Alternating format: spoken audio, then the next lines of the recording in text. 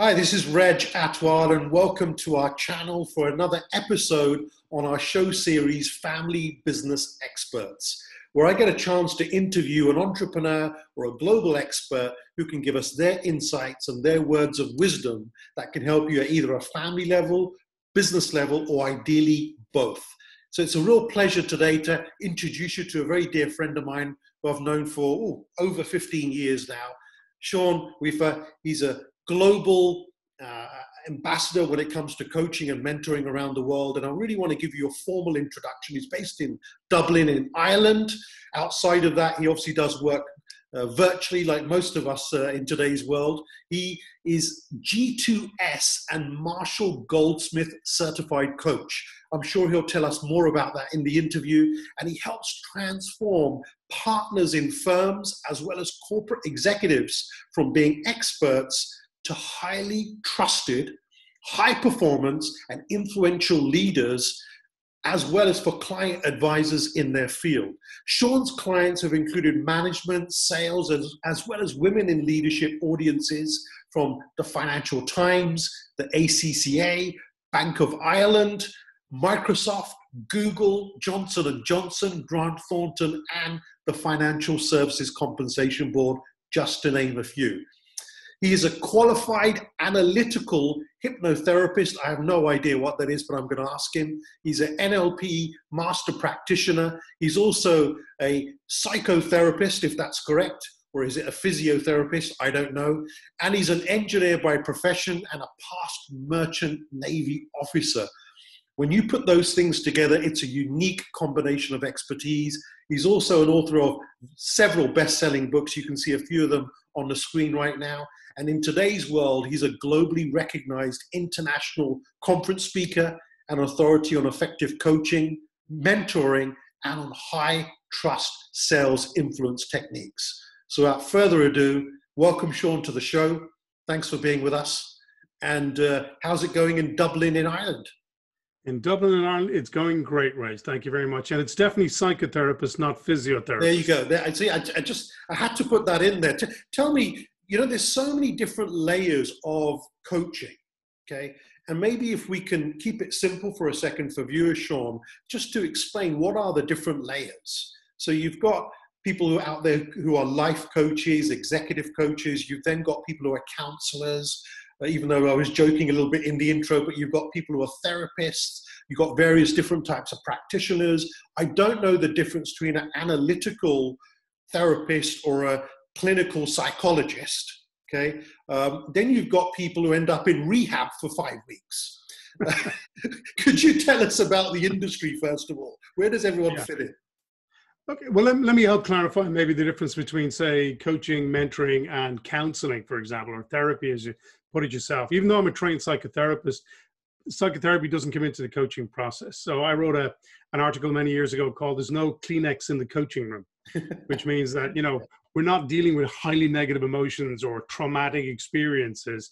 We're dealing about, in my case, very much around communications, influence, performance, brand, be it as an influential leader or as a client advisor, as the case may be, working with partners in practice, for example. Mm-hmm. So probably the best way to describe it is that really the difference between coaching, mentoring, and counseling is, if you take mentoring for a start, mentoring is very much about the transfer of role-specific skills or corporate-specific knowledge. Right. So mentoring typically tends to be a hierarchical process where the person who's doing the mentoring tends to be someone who is senior and has done the job before of the person that they're mentoring. So in other words, you have a banker mentoring a banker, a financial advisor, an engineer, and so on and so forth. Yeah. So it's very much about skill set and very much about corporate specific knowledge. So knowledge you would only have and could mentor someone on if you'd also worked in the same organization. Can I ask you a question on that one, just as you break down each area?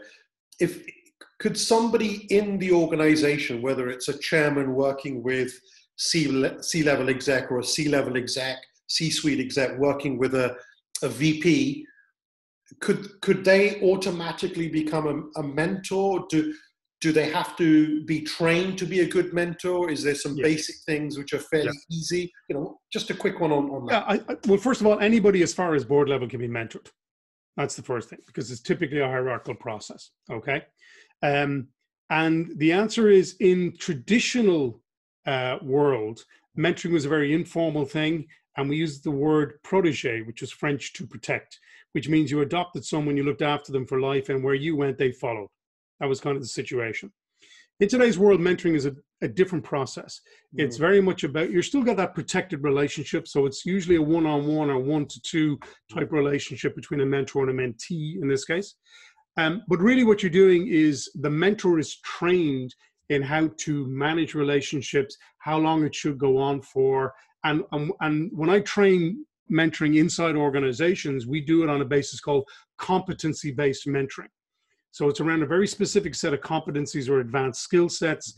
It's also an engagement. So typically mentoring can go on for a year, 2 years in that relationship. And it can become quite close, but it's always very much about still moving in the footsteps of that person. And would you say, Sean, that typically that mentoring relationship, I mean, I know when I've been mentored over the years, always have got a few mentors in my life, and there's always an expiry date at some stage, and then you think about, who else do you need to have as a mentor? But most of tell me if this is right or wrong, but most of the relationships I've had with mentors, it's very informal. Yeah. And they're really busy. Yeah. And it's on their terms. And if I waste their time, then they'll never see me again. Which is very much the traditional sense of mentoring. Okay. Whereas, and that still exists, and there's still a place for that. But in modern mentoring and organizations, mentors are trained to do the job. They're selected for the job, they're willing to do the job. And in many cases, mentees are interviewed as to whether they get into a mentor program at all in the first place. Both the mentees and the mentors are trained so that when they come together, there isn't this me looking at you and you looking at me and wondering what we're supposed to do here. It's very clear what the process is. And the mentor's responsibility is to guide and grow the mentee. But their job is simply to facilitate the mentee. It's the mentee's job to do the work, if you get me. So maybe if I could expound on that then as an example, we work with a lot of family businesses around the world, and one of the most important things is succession. Yes.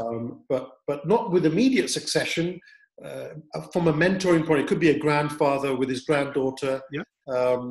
She could be, let's say, a young adult, not looking to join the business for a number of years yet. Yep.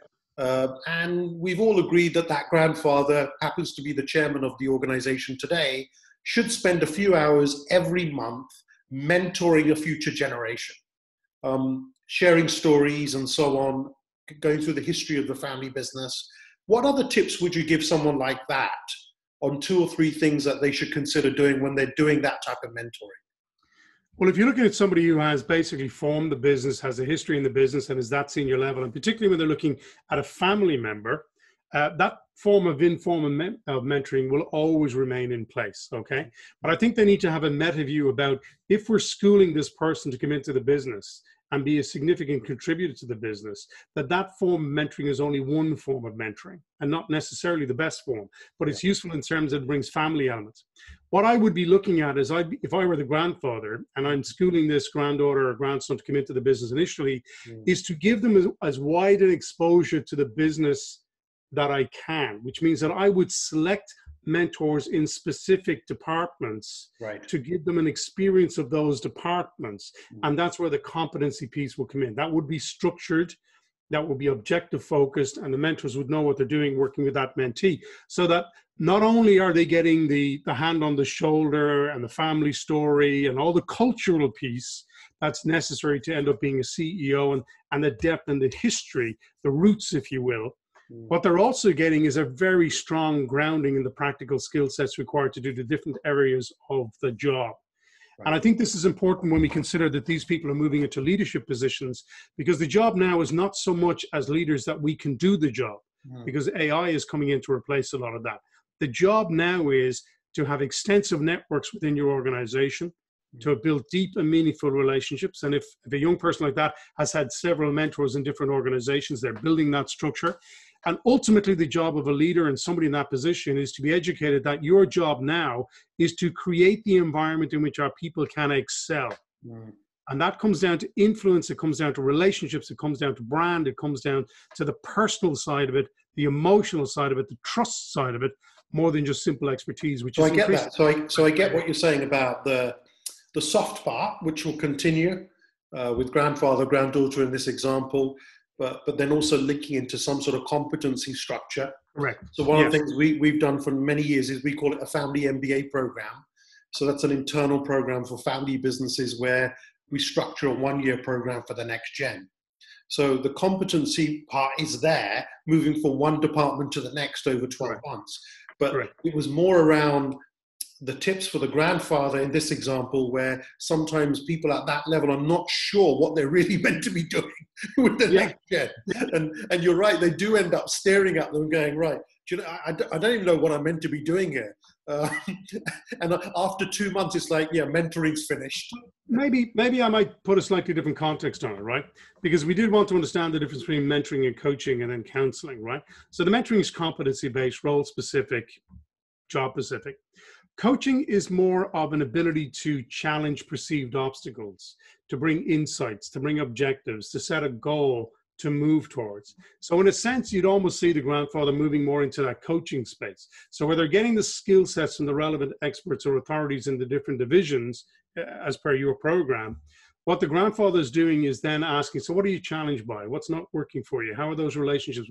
Can we set an objective about where you want to be in 6 months' time? So there's a more of a thing. So from the grandfather's perspective, they could definitely put maybe more structure around it, but it's more about a holistic view, a meta view, helping them deal with their challenges, their perceived obstacles that they face, and then structuring a clear set of outcomes or objectives that they want them to accomplish as a result of being mentored, or where they need to be when it comes to contributing to the organization. So going into the coaching then, you know, even though joking a little bit about the physiotherapist, but let's take fitness, for example. So even though you're an expert in the mental and emotional side, we'll go physical for a second.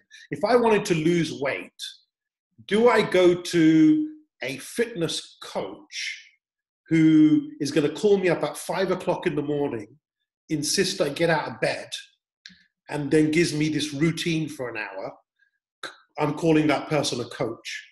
Or do I go with the mentor who's run 5 marathons, okay, who I sip some herbal tea with for half an hour every month, and will give me their words of wisdom to get into a routine of fitness? I'm just throwing that out there as 2 scenarios.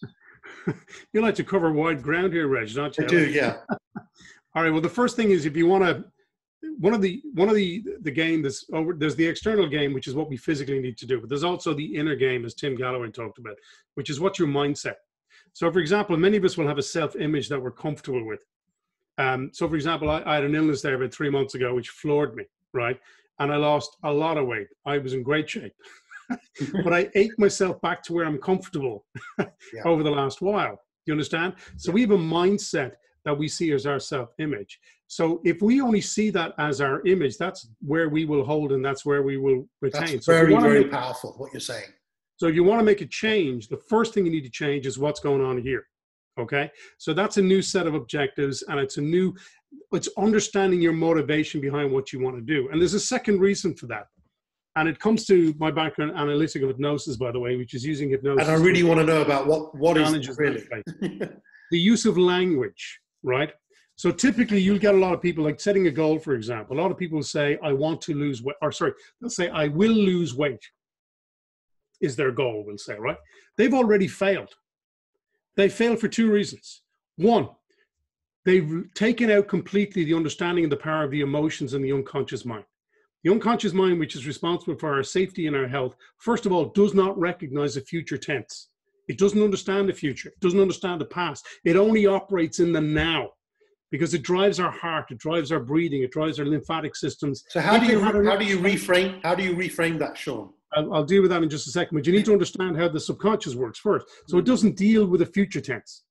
You have to speak to it in the present tense. So you start off by saying, I want to. That's very personal, very definite, and a statement of intention. The second bit is never say to the unconscious, I want to lose weight. Because it'll go, well, hang on a second. I worked hard to have what I got. I'm losing nothing. Okay? So you have to reframe it in a sense that I want to reach this weight, or I want to manage this weight. You have to put it in a positively framed concept. And you have to give it an emotional reason to get there, because the body moves away from pain and toward pleasure. Okay? So is there a lie then when people talk about auto suggestions and, you know, keep saying, I am, Yep. but you're not? Yeah. Well, part of it is, you know, I work a lot with senior people who have imposter syndrome. They've reached really senior positions and then they're feeling that they're not worthy, and somehow I have no idea how they ended up there, right?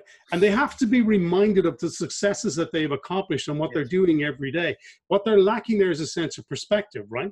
So affirmations work if they're well structured, for the simple reason that the way the brain works is repetition is internalization.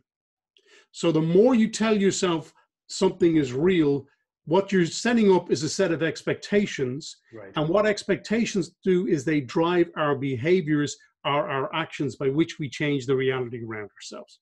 Interesting. And how many cycles of that repetition is typically required to rewire your brain? Internalize it.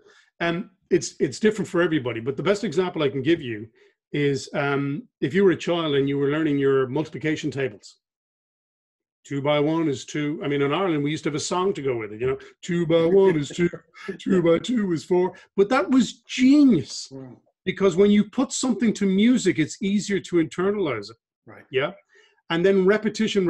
But now you don't need to use a calculator to work out what 2 by 6 is. So was that the same as detention with the 100 lines? I will not. Yeah.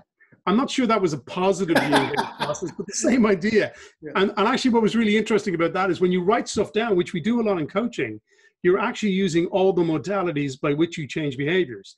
Kinesthetic, which is your physical writing. Auditory, because you're saying it to yourself and repeating it. And visual, where you're seeing it as well. And obviously the kinesthetic or feeling element within, saying, I better not do that again because I don't want to go through this all over again. But that's what 100 lines would do. It's repetition, is internalization. I have a background in martial arts, and anybody who studies martial arts, in certain arts, not my particular art, will talk about kata, right? And they talk about mushin, which is no mind, which means you rehearse something often enough that when a live scenario evolves, you're not thinking it through, you just respond. Which martial art, by the way? I studied ninjutsu for 25 years. See, that wasn't in your bio. No, well, I don't share things like that. And the fact I used to be a professional bodyguard. Wow. Okay. That just scares people. But a very, very long time ago when I was a much younger man. So let's break. This is a great conversation, Sean. So we've started to understand a bit about coaching.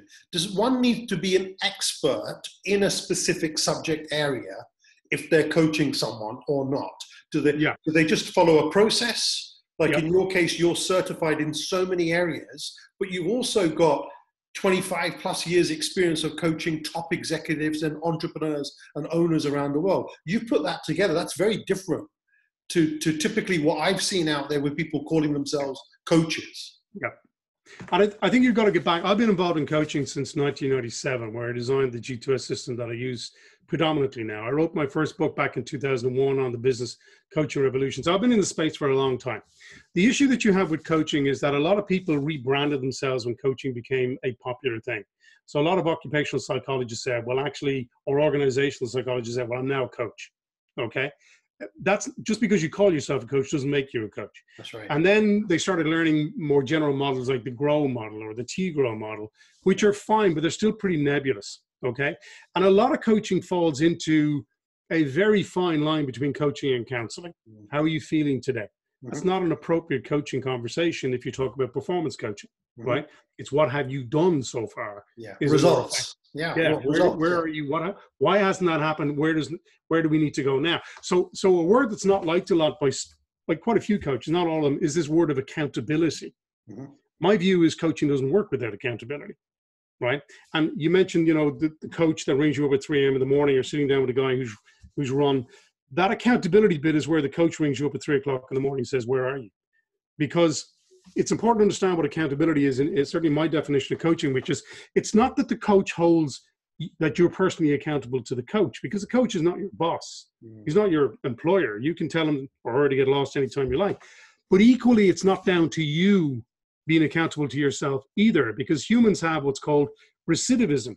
We fall back to doing what's comfortable when we get stressed or we have to do anything.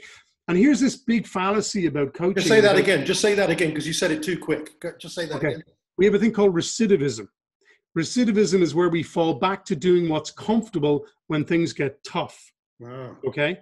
So what that means is that we're not naturally programmed for change. The brain doesn't like change.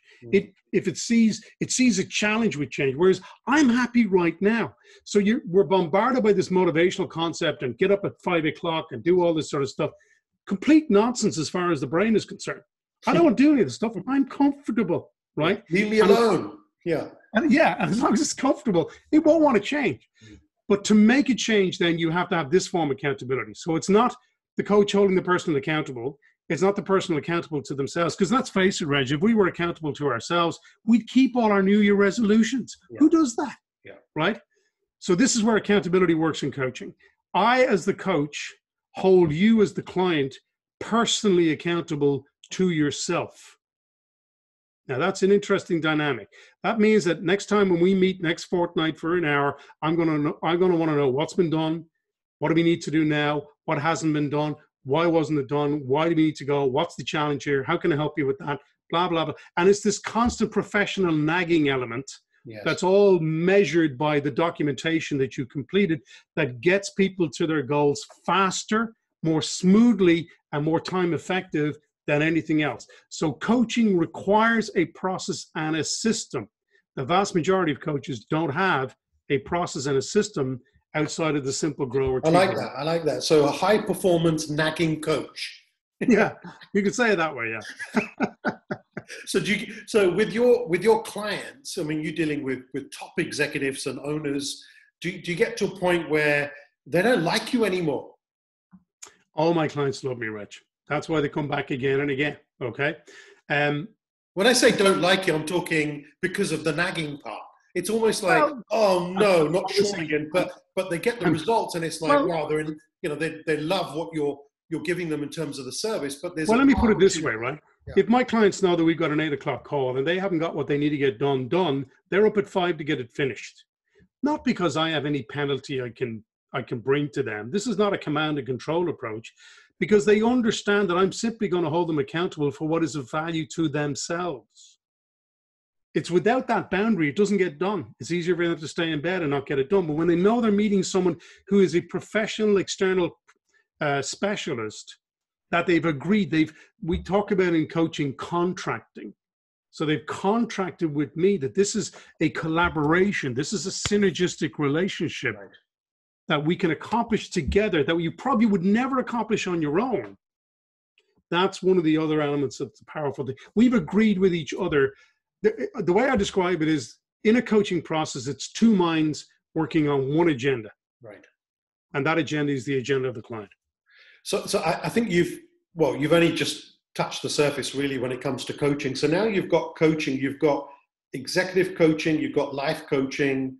I mean, in our industry, you know, we're family business coaches and advisors. Yeah. We play the dual role of giving advice, giving expertise, but also doing the coaching bit, which is accountability.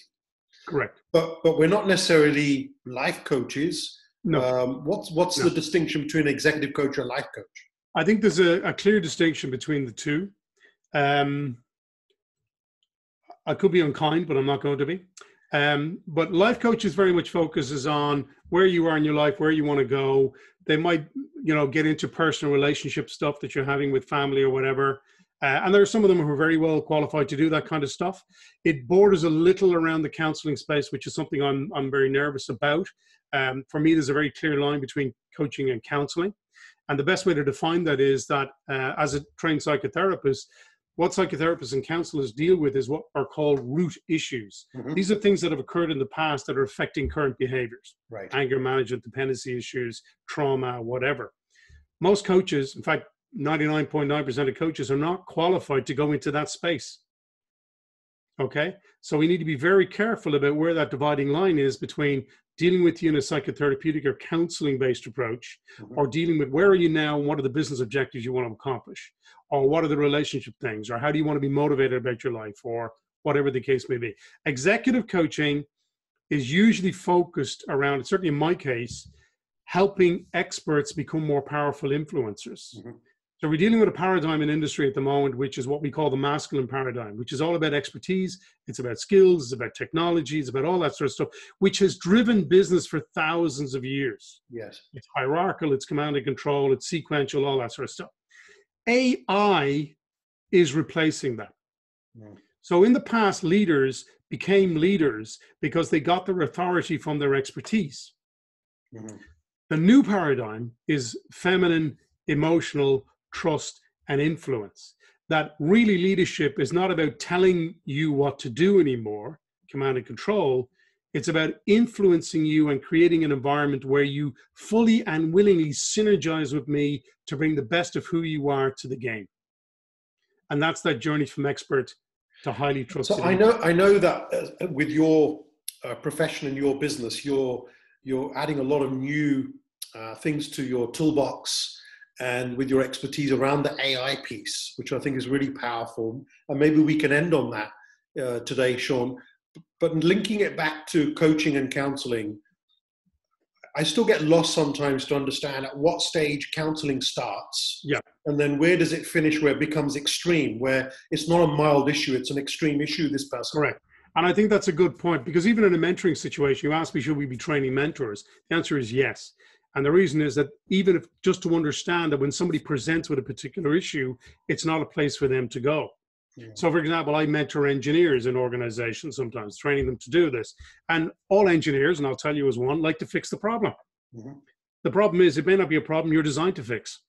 So you need to know when it's appropriate to continue the mentoring or the coaching and when it's time to refer somebody out. So if you're dealing with issues like, anger management or dependency issues or relationship issues that are impacting in a very negative stress-based way, bullying and harassment, this sort of stuff, that needs to get referred out to an appropriate professional counselor, therapist, or EAP professional. Right. Other than that, coaching is about where are you now, where do you want to be, and how do we get you there? Yeah.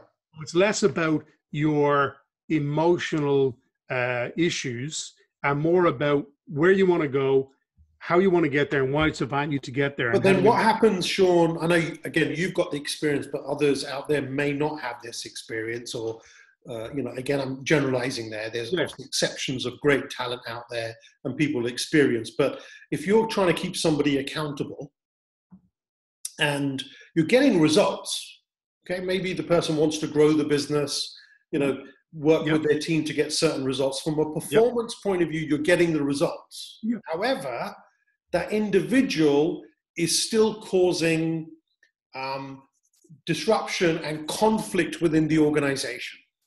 Well, where there's others who absolutely hate working for that individual. Yep. But you're the coach who's helped that person get phenomenal results. Well, one of the things you look at, just in relation to, sorry to interrupt, but for example, it's not just about performance, it's also about communications. So one of the reasons people might hate working with that person is that person hasn't recognized or is not sufficiently aware of the fact that they're dealing with multiple different personalities and that one size does not fit all. So one person might be quite aggressive, very focused, very driven, and expects the same out of other people. Yeah, dictator. Not realizing, we come across a lot of dictators as chairmen of family businesses. There you go. And that's a very classic command and control style. That's a mode of approach, and that's a lack of knowledge. It's not a therapy issue, right? So for example, assuming they're willing to take it on board, of course. So one of the things I would do is teach them, look, there's at least 3 other kinds of personality types that you have to deal with. Some are reflective, some are feeling, and some are conversational. If you don't know how to present your information in a way, you can't connect, influence, or engage with them anymore. And it's no longer about communicating. It's no longer about me, well, I told you how to do it, Reg. Just get it done. What's the problem? My responsibility as a leader is to make sure you understood what I communicated, you can take ownership of it, and you can move the process forward. If I'm not prepared to be flexible enough to do that, I will not have a place other than owning the business in future leadership, because that's not what it's going to be about. That's not what it's about right now. Yeah. And as I said before, if you take a lot of power out of your expertise, you're going to get replaced by AI. Mm-hmm. So the only way to be of value to your organization going forward is to deepen your ability to work with different relationships, to connect, to evolve, to engage, to communicate, to be a good speaker, to be a great networker, to be influential, to be able to engage people, manage confrontations, and create the environment in which all your people can be successful. That's the future for leaders, because the bots will replace everything else, and it's already happening.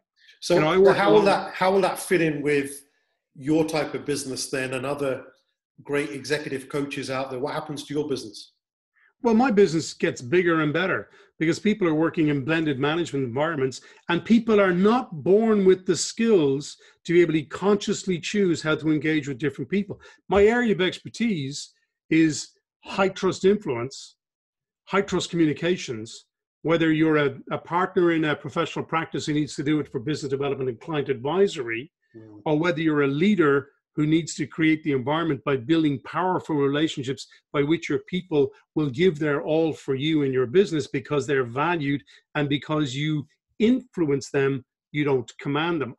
That's the sort of thing that we would teach people as part of the coaching process going forward. This is good. Can I ask you, Sean, going back to a couple of things, which is, when someone's looking for a coach, and I know you've got an article published on this, which I really enjoyed reading.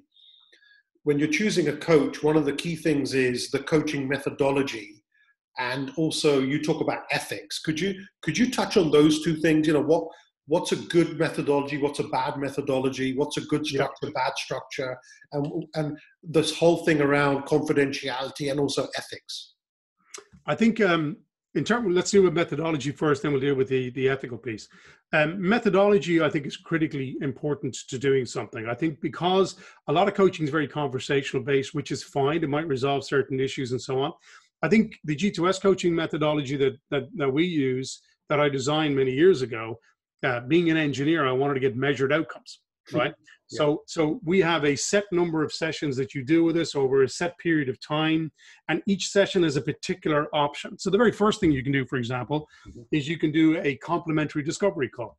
Right. Now, for most people, that's just, how are you doing, Reg? What's the problem? What can I help you with? In our case, we introduce you to the concept and code of ethics, to confidentiality, to a definition of coaching, to models that we use. And then we do an exercise, which actually helps you identify what are the two critical objectives that you want to work on over the period of time you're working with us.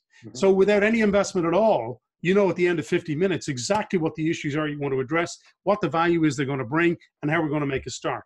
And then every session we do thereafter is about bringing those objectives to specific fruition and measuring each stage along the way, as well as adding to that the skill sets that you might be missing to help you get to that stage. So that's the methodology piece. We should be able to measure it.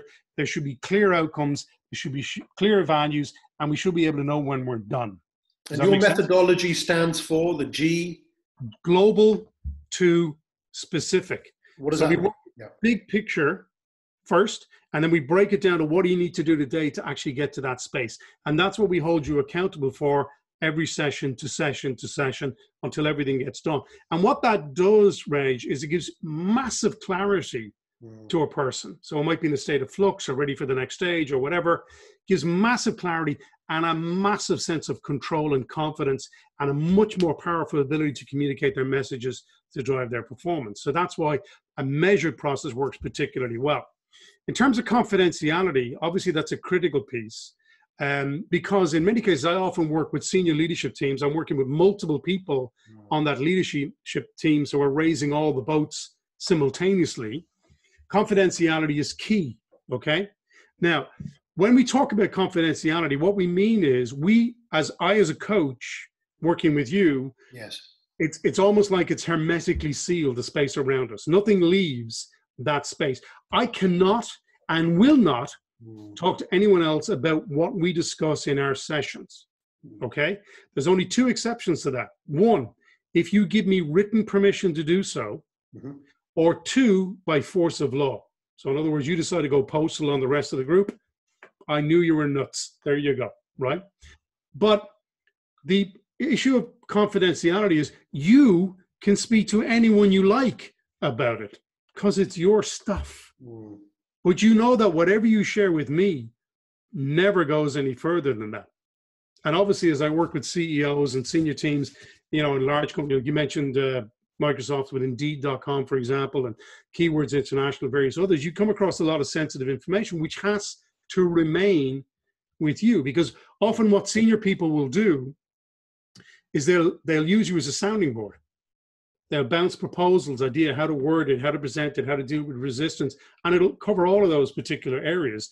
And that's what your job is, to be the best that you can be in the most neutral way, and if anything, leaning towards helping the client reach their agenda, whatever that happens to be. Love it. I think that's a really good explanation, Sean, on both those areas. I know you work with a lot of blue chip, Fortune 100, Global 250 type brands and companies.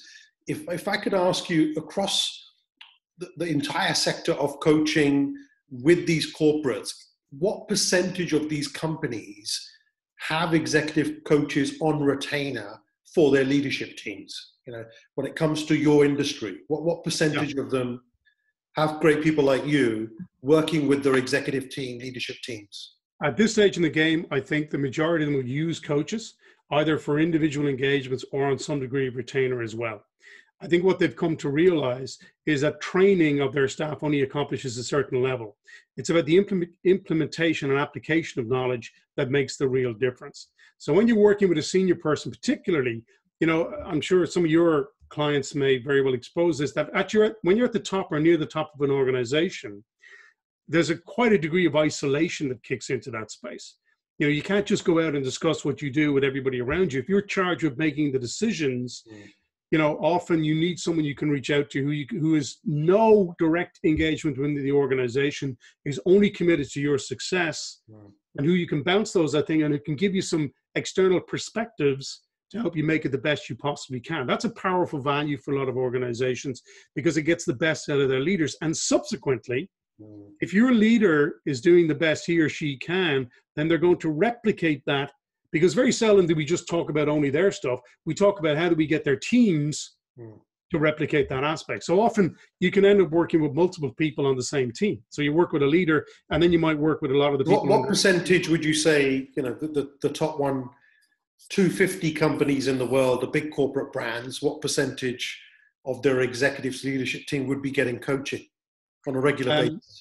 I think the senior executive team, you're talking 90% and above. They recognize the value, right? But here's the difference. Here's something to bear in mind. Mentoring is absolutely applicable for people who need skills, and therefore internal mentoring can bring people a long way. When you need them to start thinking like leaders and influencers, when you need the value of external, when you become middle to senior level, that's when you bring in a coach or coaches. And the reason why I asked you that, Sean, is if we take the family business industry, whether it's starting with a first generation entrepreneur, SME type business, it could be breaking the $1 million a year revenue mark, heading towards 10, 15, maybe up to about $30 million. And we refer to those as tier 3 businesses. Then you've got tier 2, which will be larger, maybe breaking through that $100 million mark. And then you get to tier 1, where some family businesses have become conglomerates the size of some of the corporates that you work with. Now, the only question I've got for you is, when it comes to tier 2 areas, a lot of these family businesses we come across, it would be the other way around. It's not 90% don't have coaches. No, they probably don't. To be fair, to them, they may have worked with someone in the past who didn't deliver what they were looking for. And they haven't gone back to the market to find people who will deliver what they're looking for. But here's what you need to be aware of. If you engage the right coach, and if you go to my LinkedIn profile, connect with me there, you'll see the article you spoke about earlier. What are the assessment elements when you're picking a coach? Have a look at that. I think you'll find that helpful. But the coach can accelerate change. They can help you get to where you need to go a lot faster. And traditionally, that's always the case. What you might be looking at is a year or 18 months can happen in 6 months or 9 months when you're working with a good qualified coach who has a methodology, has a process, understands where you are, and can bring in some additional skills to strengthen where the challenges or the weaknesses might be for you, make you a more whole. Do you coach Labradoodles? Because my Labradoodle wants to come into my office here, and that was him barking in the background. I coach people to close the door before they do a session like this, Reg. Yeah, yeah. My office door is closed, but he still wants what's really to come in important it. is what can you control, Reg? What can you influence? And what do you have to accept for now? There's nothing you can do. And the labradoodle barking in the background, you have to accept for now, there's nothing you can do. So just leave it, dude. Brilliant. When you're working with executives, typically how long would they work with you for? Anywhere between 6 and 12 months. Right. See, the thing is, the difference is, and then what happens to them? Well, the thing is with coaching is an intervention. So what you're not looking to do is create dependency from the client to you. What you're looking to do is help them get to be the best they can be in the context of that time period. Okay. Mentoring is a longer term engagement. It's 18 months, 2 years, 3 years. The difference is engagement. What you can often do in a coaching situation when they finish after 6 months or 12 months is typically we would see people fortnightly. So for an hour every fortnight, you might move them to monthly then. So there's this. Okay, got it. So there is a continuity plan there. There can be if the client chooses to do so. In actual fact, when they work with us, it's probably not the best business model. They often get what they want, and that's great. So they come back then maybe 6 months later when they're in a different context and now want to address something else at that stage. Sean, you may not want to answer this, and it's not directed at you personally, but if you take the industry at the highest level of being a coach, what does it cost these days to work with someone and have a great coach? What's the range out there in the market? Well, I mean, my fees are very modest, obviously, right? So it can be anywhere between 7.5 and 15K to work with me over a period of time. But if you're dealing with somebody like Marshal Goldsmith, who's registered by the Harvard as the #1 thought leader, I mean, I know his regular fee is something in the region of $250,000, right? So it varies. It really does. How long? I would imagine it's probably for a year engagement. Okay, but I mean, you're already talking about dealing with him maybe once a month on that particular basis. Right. And it's the Marshall Goldsmith methodology is very different to the G2S methodology, which is very much performance and communications focused. But the point is, I mean, if you look at that from the perspective of, let's say you've got Marshall Goldsmith and you're working with a guy who's the CEO of Microsoft, and you make 1 or 2 changes, and that's filtered down through the organization, well, that return comes back very quickly. Oh, definitely. In my case, if I'm dealing with a business partner, it's around client advisory, a single client could pay multiple times my fee, and we're talking about getting multiples of those guys. Or if you're dealing with leadership communications with an executive, if I can help that executive not lose staff because they haven't realized that their personality is part of the problem, their style, and you've maintained the productivity of the company or the team or the board, that's worth multiples of whatever you invest in coaching at the end of the day. And what are some of the skills that you've got, Sean, which one would not acquire in the next 1 week? It does take 25, 30 years. But as a starting point for someone who wants to not necessarily become a full-time coach or have this as a profession, but wants the basic skills to support their family maybe, what are some of those basic skills as a starting point to become a good coach? Oh, okay. Well, I think the first thing is, and these are some, I mean, obviously we have a coaching academy starting in September, actually. We'll be going online trying to certify people. But fundamental skill sets to be a coach are, you need to be very, very, very good at language and using questions and making suggestions. So the first thing is about moving from a proactive get in your face type situation to a reactive bring people to you situation, by creating a space in which people can open up and share things with you. So if I were quite apart from learning a methodology and a process, some of the fundamental skills are learning to work with different types of people. And the other thing is learning how to become absolutely fluent in using questions, languaging skills to be able to shape and change or reframe where people are at and bring them to you rather than driving them forward in that respect. Love that. That's great. Well, we want to make sure that whoever's watching and got to this part of the episode, don't forget to go to the bottom to the description area. We're going to make sure Sean's details are there, his personal details, his company website, access to him on LinkedIn, and definitely engage with his organization to find out more about his future coaching academy. That sounds really interesting. And maybe to finish off, Sean, expand on that AI bit, okay? In the next 10 years, what do you see as the shift happening at an executive entrepreneur owner level, and how does that fit in with coaching? Yeah, I think the primary change is that as artificial intelligence becomes smarter And already I was listening to an example about a year ago, of somebody taking a booking on the phone with an Autobot who did all the conversation, sounded like a real person, but was actually a machine. So we can replace live receptionists for a start, right? But what's going on is, as it evolves its capability to do standard processing, reviews, analysis, problem solving, logical problem solving, AI will replace a lot of the work that maybe accountants and lawyers and engineers and surgeons and all these people have been doing in the past. Yeah. But what AI cannot do, and will not do for a very long time to come, is replace the emotional, empathetic engagement piece that we as humans have. And that's the piece, particularly as a leader, that replaces or encourages people to become innovative, not an AI thing, creative, not an AI thing at the moment, right? And empathetic, build loyalty, build trust, build commitment. It's going to take a very long time before I give loyalty, commitment, and trust to a machine. When I buy that physical robot for my home one day, which is AI enabled, and the robot comes up and says, "Hey, I'm not feeling too good today," that's like a sign to say, "No, you have no idea what you're talking about." Exactly. And my issue is, well, clearly your programming is wrong. I'm going to send you back to Reg. Well, by then, I'm sure Reg 3.0 is going to be talking to Sean 3.0. We'll see where it takes us. And I think, the last thing I want to mention, it's not just coaching. You work with a lot of groups virtually right now.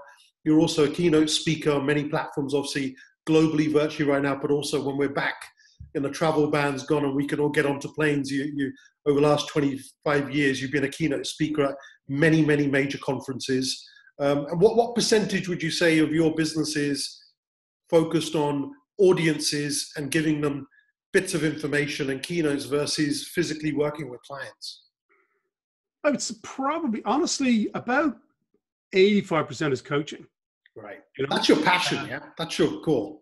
Well, I love speaking too, I got to be honest. But it's purely from the perspective of, I tend to get asked to speak because people have heard me speak, or because I've been referred by somebody, or somebody like your good self has put me on their show in this particular case, and they can, the message is relevant and resonant. I love speaking. People can see some of my keynote speaking events at closing the Global Speaker Summit in Vancouver there, 2013, and various other things.